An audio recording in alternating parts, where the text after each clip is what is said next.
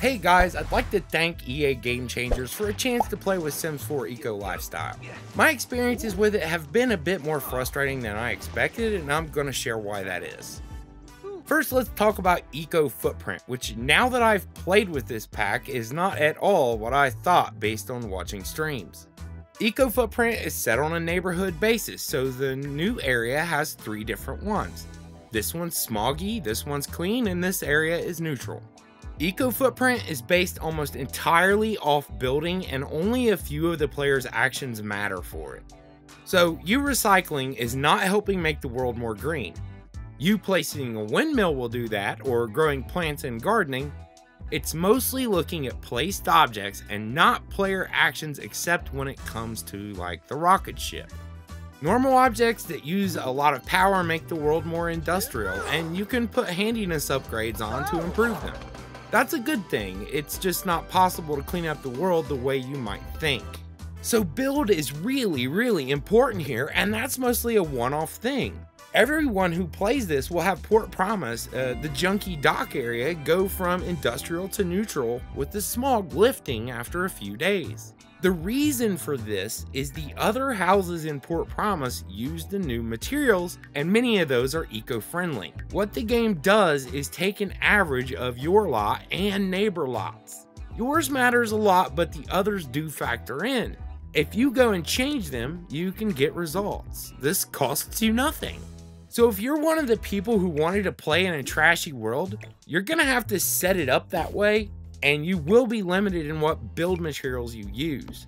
I just want to be clear about that. Even if you plant a lot of trash plants and launch rockets, the neighborhood average will be moving toward neutral or green.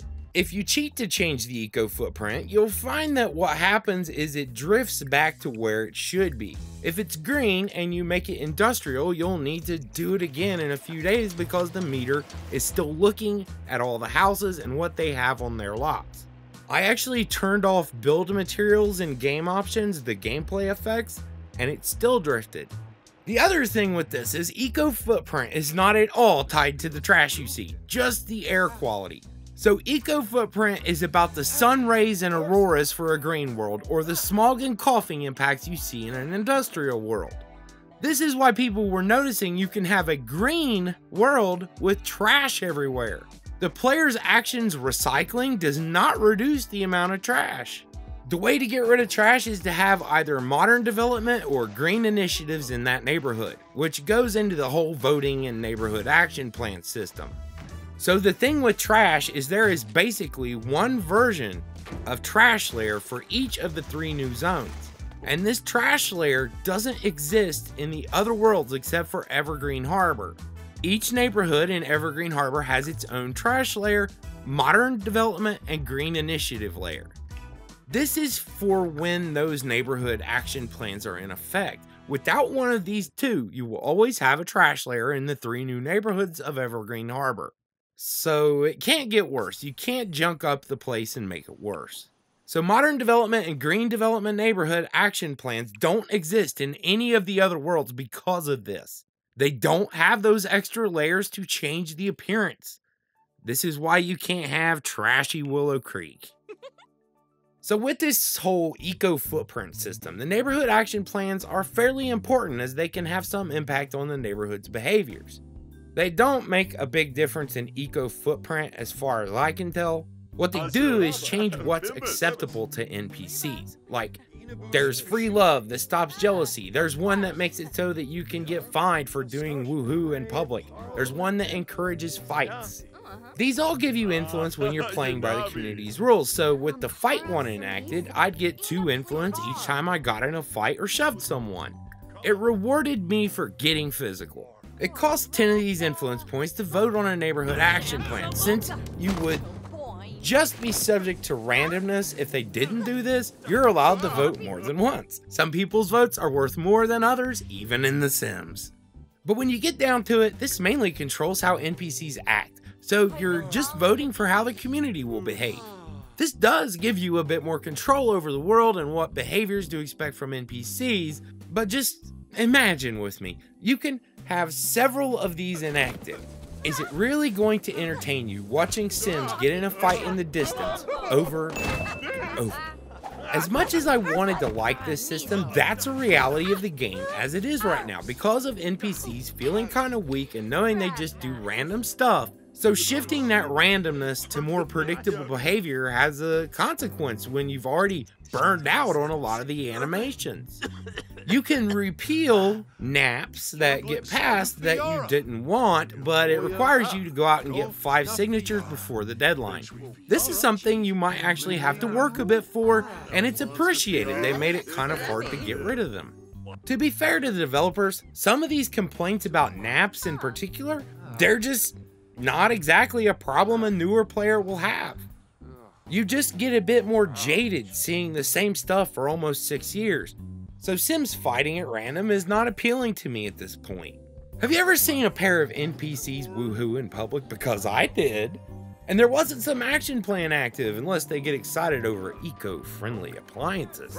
Apparently dumpsters are a hotspot for getting it on because these two couldn't contain themselves. And I am not using any mods. That's definitely new. But really, it's about the dumpsters. Not what people do in them, but what you can find in them.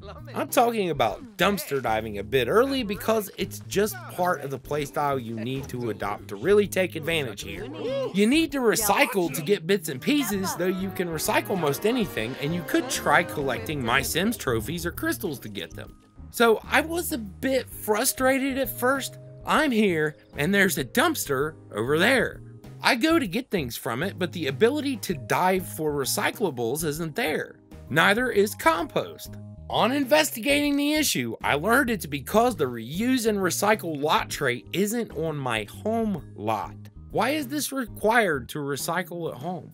See, those dumpsters count as being on my lot. So if I want to recycle, I have to go to another lot, which means a loading screen. While I had these 2 very convenient dumpsters near my home. So you need to use the reduce and recycle lot trait if you want to take advantage. This is going to be a problem anywhere unless you put that lot trait on. And it generates more trash and makes you need to do the composting, recycling, or else the trash can overflows. Dumpster diving is probably going to be important to playing off the grid because you can use composting to feed insects in your bug motels, and you can get free parts to make things in the fabricator. You may even use biofuels to power those generators. So you've got to learn to love dumpsters. So recycling is nice because for once you can just put everything in with one action and it'll give you the appropriate amount of bits and pieces. This was such a nice touch that I am giving them props. Once I was past the frustrations over how to get the bits and pieces in the first place and put on that lot trait to open up my options, I found this to be pretty great. The Fabrication Skill is another new addition, and so is Juice Fizzing. These two both let you craft furniture or make juice respectively. It's a fairly simple system. You craft with bits and pieces or you craft with harvestables. There are a good selection of very nice looking furniture you can make yourself. But it's kind of annoying the fabricator has this super high-tech aesthetic. I'd much rather have seen off-the-grid type sim building things with their hands. But the new recipes aren't available at a woodworking bench. There's more to these two skills, but this video is more about my first impressions than a deep dive into all the features. So I like the bug houses. There are 4 kinds and they need compost or you can pay to feed them if you don't want to dumpster dive. There are grubs, crickets, and beetles you can house right away, but if you have level 5 cooking or level 9 mischief, you can also get the bombardier beetles, which spew hot pee. Probably. I didn't get into these too much. I like the concept for off the grid play and the idea sim can sustain themselves entirely off things like that. The only problem is you need to do the stupid bug hug animation to keep them happy. That's absurd and extremely repetitive. There is one animation and only a few voice tracks, so it sounds and looks awful on speed 3 with several of these. Bugs do not need this sort of attention to be happy, to be healthy, to reproduce. It's weird. Also, I'm hugging one What about all the others? Will they not grow jealous of this lucky bug and kill him in his sleep? Don't make the bugs jealous. Just let them be and feed them. The smog vacuum and meat wall are both career unlocks, and that frustrates me a lot. The idea my sim can be super rich but can't buy a smog vacuum or meat wall or the high-end computer is just silly. The world doesn't work that way, and object unlocks aren't fun career rewards for that reason. They just block you out unless you cheat, and some of us choose not to cheat because if we do it once, we may as well just do it again. Whether you agree with that or not, it's a bummer you can't just use the vertical gardens to make a meat wall without unlocking it in this one career. Not everyone's gonna play it, so if they don't cheat, they're not gonna have access to these two features they paid for. And yes, people are going to be confused. Where's my meat wall? I definitely want to applaud Maxis in this area for giving 4 new traits. If they always did this, it would have bridged the gap between Sims 3 and 4. 3 has double the traits, and I did find myself in cast sort of struggling to pick from 3. But the thing is that with the many other traits feeling useless or unrelated like Sulani Mana, most players are just going to take 3 of the 4 new traits. Freaking in particular is annoying as hell in a way that I think is quite good. It makes you stressed big time when you purchase things with a +2 instead of the usual +1, so it's a little harder to overcome. I wish there were more bad moods that had a slightly higher number like this. There are 2 new aspirations, but they are the tutorial level variety. One of them, they probably couldn't think of more milestones, so it has 3 stages instead of the normal 4. On to gameplay. I struggled with the identity of my sim while playing. What will he do? There's new build stuff, but the gameplay isn't really different here. Socializing to get those points for influence is pretty repetitive. Off the grid is a valid playstyle with this pack, and you can definitely make something of it and have some fun for a time. I think it's much too restricted in the base game because there isn't any way to get power. So this is like the off-the-grid expansion pack. Power management is fairly decent. If you have solar panels and a turbine, you can use the new bills interface and store power. But you have to make enough to cover lights and any appliances. Those will drain power all day. Now, the good thing is the crafting machines like the fabricator and recycling station only drain power while active. So you can save up power and use them when you have a surplus. You could literally turn the lights off to help with that surplus. You can even put an upgrade on the treadmill and get power put into storage when your sim runs on it. You can make a couple items for every exercise session you put in. You can upgrade a toilet to make compost from it to feed your bugs. And there is indeed a fire toilet in this pack. I don't know what it is. I tried 50 times to get my sim to pee into a fire toilet, but I'll let you know. This does support gameplay. It just doesn't have a big feature that is a magnet for all players, like many other packs do.